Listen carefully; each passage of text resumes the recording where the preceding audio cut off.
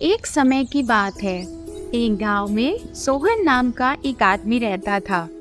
वह स्वभाव से बहुत लालची था, इसलिए वह अपने पास रखे धन को बेमुश्किल ही खर्च करता था और बार बार अपने पैसों को गिनता रहता था। एक दिन की बात है, सोहन स्नान करने के लिए गांव के पास की नदी पर गया। स्नान करने के बाद वह जैसे ही नदी से निकलता है, उसे नदी के पास एक बड़ा सोने का सिक्का दिखाई देता है। वह सिक्का बहुत ज्यादा चमकीला और आकर्षक था, इसलिए सोहन जल्दी से वह सिक्का उठाता है और उसे देखकर सोचने लगता है। यह सिक्का तो बहुत आकर्षक है। ऐसा लगता है जैसे भगवान का दिया उपहार हो। सोहन ने तुरंत उत्सुकता से उसकी जांच की। उसे ये जानकर बहुत खुशी हुई कि जो सिक्का उसे मिला है वो सोने का है। सोने का सिक्का मिलते ही सोहन की कल्पनाओं की गाड़ी शुरू हो गई और वह सोचने लगा कि कैसे वह इस सोने के सिक्के से अपनी सारी इच्छाएं पूरी करेगा। इस सिक्के को बेचकर तो बहुत बढ़िया पैसे मिल जाएंगे। उस पैसे से गांव में एक बड़ा सा घर बनवाऊंगा या फिर बहुत सारी जमीन खरीद लूंगा और इस गांव का सबसे अमीर आदमी बन जाऊंगा। है लेकिन उसकी सारी योजनाएं तब धराशायी हो गई जब उसने एक आवाज सुनी। यह आवाज नदी के देवता की थी।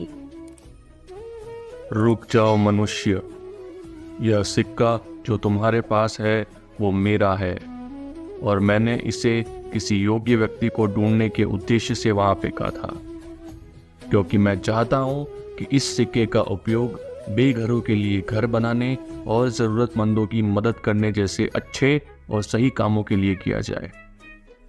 क्या तुम वादा करते हो कि तुम इस सिक्के का उपयोग अच्छे कामों के लिए करोगे? क्या तुम वह योग्य आदमी बनकर दिखाओगे मैं जिसे ढूंढ रहा हूँ? देखिए भगवान जी, मैं तो एक बात जानता हूँ, जिसको सिक्का मिला वही इसका हकदार हुआ।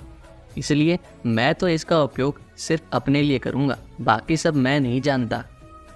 सोहन ने देवता की बात मानने से इनकार कर दिया और सिक्का अपने पास रख लिया। यह देखकर नदी के देवता ने उस आदमी को श्राप दिया। लालची मनुष्य, अगर यह बात है तो मैं तुम्हें श्राप देता हूँ कि जब तक तुम जीवित रहोगे तुम कभी भी इस सिक्के का उपयोग नहीं कर पाओगे।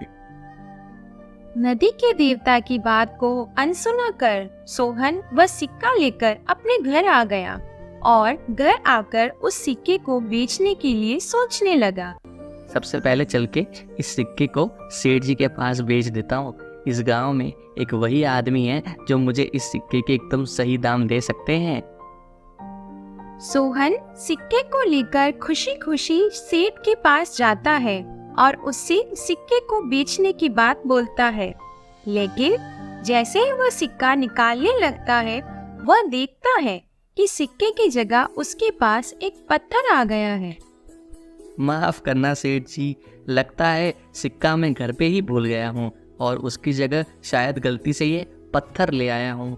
मैं अभी जाकर वो सिक्का लेकर आता हूँ। मुझे तो पहले से ही पता था, तेरे जैसे कंजूस और लालची आदमी के पास सोने का सिक्का कहाँ से आएगा। चल यहाँ से, आया बड़ा सोने का सिक्का बेचने वाला।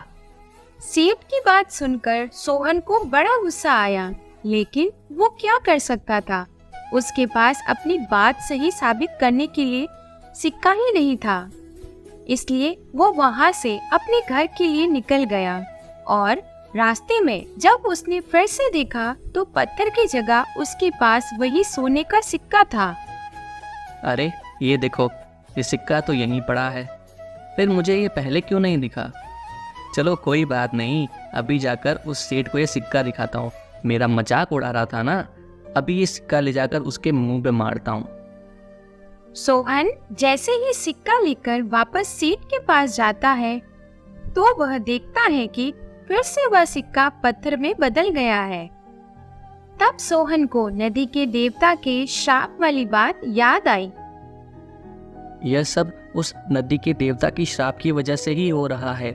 उसी की वजह से बार बार यह सिक्का पत्थर में बदल जा रहा है। और मैं इस सिक्के का उपयोग भी नहीं कर पा रहा हूँ।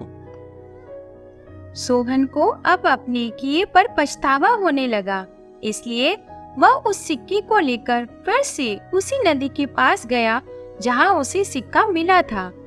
सोहन के वहाँ पहुँचते ही नदी के देवता भी वहाँ आ गए।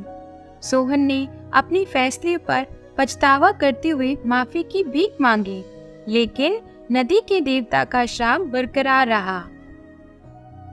लालची मनुष्य, उस दिन जब मैंने तुझे समझाने की कोशिश की तब तू नहीं माना।